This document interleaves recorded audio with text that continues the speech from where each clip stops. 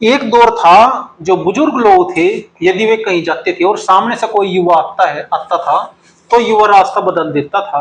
लेकिन आज का जो दौर है, आज जो वे बुजुर्ग लोग हैं उनको युवा को देख करके अपना रास्ता बदलने पर मजबूर होना पड़ता है। तो इस पर आप क्या कहेंगे? हाँ, सच कह रहे हो आप। पहले, बहुत पहले क्या होता था कि जैसे युवाओं की मंडली किसी चौराहे पे खड़ी, हाँ, और पता लग गया कोई बुजुर्ग आ रहा, तो वे रास्ते में से हट जाते थे, हाँ, कि पता नहीं ये क्या कह देगा, है ना, टोका टाकी करता है, भाई यहाँ क्यों खड़े। हाँ। लेकिन आजकल उल्टा हो रहा।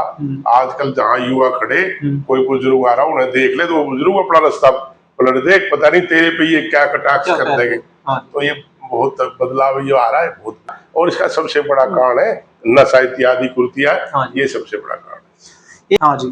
जो बीती हो बता रहा हूँ, हम जैसे स्कूल में से आते थे और हमें एकदम किताबें रखते ही हम ग्राउंड की तरफ भागते थे। हाँ, खेलने, आपने देखा हुआ देसी खेल होते थे, हाँ, जो हॉकी की तरह खेलने, वो कह दे, कोई कुश्ती लड़ता था, कोई कबड्डी खेलता था, ग्राउंड में जाते कई कई घंटे तक वहीं रहते थे, खेलते थे। आजकल क्या है जी, बच्चा आया, घर में आया, आती मोबाइल ले ले, बैठा रहे, और जो मोबाइल भी नहीं तो फिर दोस्तों की मंडली में बैठे। देखो, जब आदमी दोस्तों की मंडली में बैठा ना जी, तो अच्छी बातें तो युवाओं की बात करो, और खास करके नई उम्र, जो ये 15-20 साल के बीच के होते हैं, इनमें मंडली अगर बैठेगी तो आप क्या उनसे सोचते हुए गीता महाभारत पे बात करेंगे? हैं? आप उनसे सोचते हुए कुरान या हदीस पे बात करेंगे? वे तो सिर्फ मौज मस्ती वाली जो बातें करेंगे और उन चीजों का ही प्राप्त करने का प्रयास करेंगे जिनसे उनकी मौज मस्ती उन्हें हासिल हो उस उम्र के हिसाब से।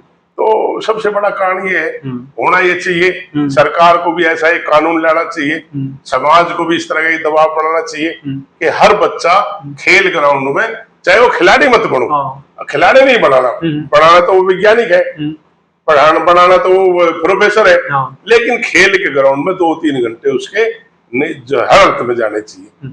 खेल के ग्राउंड में जाएगा, वहाँ एक तो माहौल अच्छा मिलता है, एक बच्चा दिमागी तौर पर मजबूत होता है। हाँ, लेकिन सबसे बड़ी बात यह है जी, गांव में खेल के मैदान है ही नहीं रही। गांव की तो पार्टीबाजी है आपस में, किसी ग्राउंड नहीं रहा, कहीं ग्राउंड में आते जाते नहीं, है ना। तो बस, लेकिन जब लोगों की इच्छा ही नहीं है, जब समाज की इच्छा होगी तो, और समाज खड़ा होगा, तो कौन सरकार ऐसी है जो ना करे, समाज के चाहते हुए ना करे? इसका मतलब समाज की इच्छा नहीं हुई है। जब समाज खड़ा हो जाएगा, हर सरकार को ये निर्णय लेना पड़ेगा और ये सुविधाएं देनी पड़ेगी, लेकिन समाज में एकता होनी चाहिए, पूरी है। नहीं, यदि ऐसी रिश्तेदारी में जाओगा बच्चा जहाँ पर मतलब पहले से ही एक तरह से नशेड़ी है, तो असर पड़ेगा जिसका। पक्का। अच्छा, इस दुनिया में 2 ही चीजों का असर है, तीसरा कोई असर नहीं है। एक खून का, एक माहौल का है जी। 2 ही चीज अपना प्रभाव दिखाती है। एक खून, अच्छा, जो उसका खून है, अच्छा, और एक जो उसको माहौल मिला है। अच्छा। तीसरी कोई चीज इस धरती पे है नहीं जो अपना असर दिखाती हो। अच्छा। अगर इसी रफ्तार से चलता रहा तो, मैं तो कई बार बैठता हूँ, किसी पता लगता है वो शराब नहीं पीता, मकाओ कहला वो तो दूसरे तरीके का नशा करता है, वो तीसरे तरीके का करता है, वो चौथे तरीके का करता है। तो ऐसा चल रहा था, आप क्या समझते हो नस्ल बच पाएगी? बर्बाद हो जाएगी।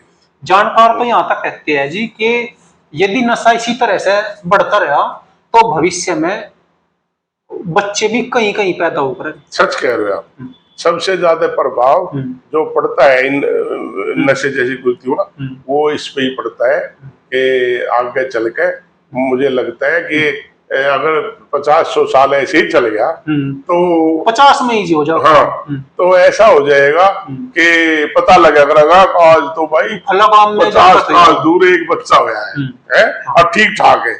ये हालत आ जाएगी। जो दारू पी लगा तो वो इस तरह दारू पीता है कि एक बोतल पी जाए एक बार में। नशा में तो कई केस ऐसे देखे हैं, हालांकि जो समाज सुन रहा है उनको ही पता है कि एक बोतल पी के उठा, 3 घंटे बाद दूसरी जगह कोई मिल गई, फिर वहां इतनी पी गया, 2 घंटे बाद और कहीं उसे अवसर मिल गया, फिर इतनी पी गया। यानी वो सुबह उठते ही पीना शुरू करता है और रात को जब तक बेहोश होके नहीं पड़ता तब तक पीता है। उससे आप क्या उम्मीद रखोगे? उससे आप ये उम्मीद रखोगे कि इसका कोई महाबली पैदा होगा?